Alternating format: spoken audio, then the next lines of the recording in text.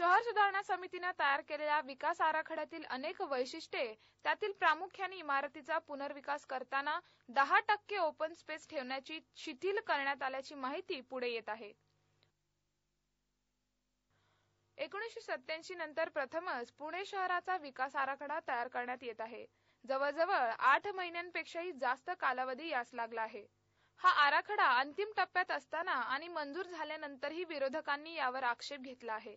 हा आराखडा मंजूर झाल्यानंतर यातील काही ठळक वैशिष्ट्ये पुढे आले आहेत. ती अशी: धानोरीतील खाणीचा वापर जलक्रीडा केंद्रासाठी दिला जाणार आहे. प्रत्येक प्रभागात बायोगॅस प्रकल्पाची अट.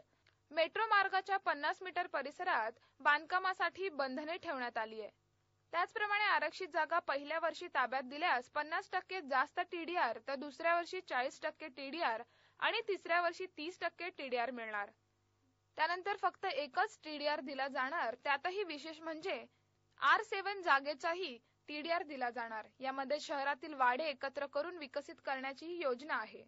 पण एक गोष्ट म्हणजे शहरातील हॉटेलची संख्या लक्षात घेता तारांकित हॉटेलप्रमाणे सर्व हॉटेलला वाढीव FSI दिला जाणार.